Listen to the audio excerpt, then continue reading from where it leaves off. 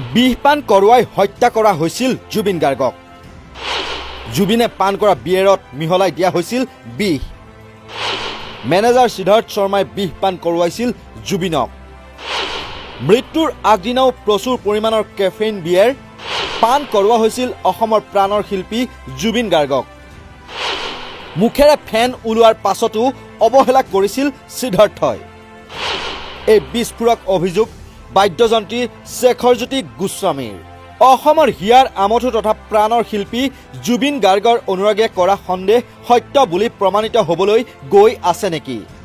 জুবিন গাৰ্গৰ মৃত্যুৰ গোচৰৰ অভিযুক্ত শেখৰজ্যোতি গোস্বামীৰ বিস্ফোৰক অভিযোগৰ পিছতে এই প্ৰশ্নৰ উদয় হৈছে। CIDৰ SITৰ জেৰাত শেখৰজ্যোতি গোস্বামীয়ে জুবিন গাৰ্গক বিষ পান কৰোৱাই হত্যা কৰা বুলি স্বীকাৰোক্তি দিছে। গোচৰৰ অন্যতম অভিযুক্ত শেখৰজ্যোতি গোস্বামীৰ এই অভিযোগৰ পিছতে জুবিন গাৰ্গৰ ৰহস্যজনক মৃত্যুৰ সমগ্ৰ ঘটনাটোৱে নতুন মূৰ লৈছে। উল্লেখ্য যে নৰ্থ ইষ্ট ফেষ্টিভেলৰ আয়োজক শ্যামকানু মহন্ত আৰু মেনেজাৰ সিদ্ধাৰ্থ শৰ্মাক গ্ৰেপ্তাৰৰ পিছতেই ছিংগাপুৰৰ সাগৰৰ ইয়টত থকা শেখৰজ্যোতি গোস্বামী আৰু অমৃতপ্ৰভা মহন্তকো গ্ৰেপ্তাৰ কৰিছিল CIDয়ে। দুয়োকে গ্ৰেপ্তাৰ কৰি CIDয়ে 14 দিনৰ জিম্মাত বিচাৰি আদালতত আবেদন দাখিল কৰিছিল। দুই অভিযুক্তক জিম্মাত বিচাৰি আদালতত CIDয়ে দাখিল কৰা আবেদনত ওলাইছে এই বিস্ফোৰক তথ্য। তদন্তকাৰী দলে সন্দেহ কৰিছে যে জুবিন গাৰ্গক বিষ পান কৰোৱাই হত্যা কৰা হৈছিল। শেখৰজ্যোতি গোস্বামীৰ মতে মেনেজাৰ সিদ্ধাৰ্থ শৰ্মাই মূল ঘাতক।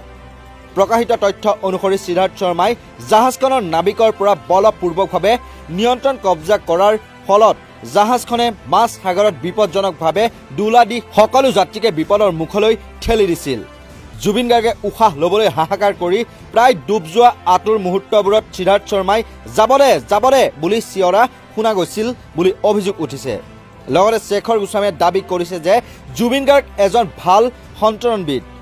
তেওঁৰ মতে জুবিন গাৰ্গ এজন বিশেষজ্ঞ সাঁতোৰবিদ আৰু জুবিনেই তেওঁলোকক সাঁতোৰৰ প্ৰশিক্ষণ দিছিল। তেন্তে এজন সন্তৰণবিদে সেয়েহে পানীত ডুবি মৃত্যুবৰণ কৰিব নোৱাৰে। ইপিনে জুবিনৰ মুখ আৰু নাকেৰে ফেন ওলোৱাৰ পাছতো সিদ্ধাৰ্থই প্ৰয়োজনীয় চিকিৎসাৰ ব্যৱস্থা কৰাৰ পৰিৱৰ্তে ইয়াক এচিড ৰিফ্লাক্স বুলি অৱহেলাহে কৰিছিল। আৰক্ষীৰ অভিযোগ যে এই নিষ্ক্ৰিয়তাই জুবিন গাৰ্গৰ অকাল মৃত্যু মাতি আনিছিল। জুবিন গাৰ্গৰ স্বাস্থ্য তথা অসুস্থতাৰ বিষয়ে সকলো কথা জানিও জুবিন গাৰ্গক লাইফ জেকেট অবিহনে দ্বিতীয়বাৰ সাঁতুৰিবলৈ দিছিল সিদ্ধাৰ্থ শৰ্মাই। ইয়াতখনত থকা একাংশই এই কাৰ্যত বাধা দিয়াৰ পিছতো সিদ্ধাৰ্থই যাবদে বুলি কোৱাটোহে এই সন্দেহক অধিক প্ৰমাণ্য কৰি তুলিছে। আনকি জুবিন গাৰ্গ অচেতন হোৱাৰ পিছত নৌকা বিহাৰৰ ভিডিঅ' প্ৰচাৰ নকৰিবলৈও সিদ্ধাৰ্থই ভাবুকি দিছিল বুলি অভিযোগ উত্থাপিত হৈছে। জুবিনৰ মৃত্যুৰ খবৰো সিদ্ধাৰ্থ শৰ্মাই জুবিনৰ পত্নী গৰিমা শইকীয়া গাৰ্গক জনোৱা নাছিল। এনে বহু তথ্যৰ আধাৰতে SITয়ে জুবিন গাৰ্গক শীতল মস্তিষ্কৰে হত্যা কৰা বুলি সন্দেহ কৰিছে। অৱশ্যে এই ক্ষেত্ৰত SITয়ে মৰণোত্তৰ পৰীক্ষাৰ প্ৰতিবেদনলৈ বাট চাইছে। নিউজ ডেস্কৰ ৰিপৰ্ট, নৰ্থ ইষ্ট নাও।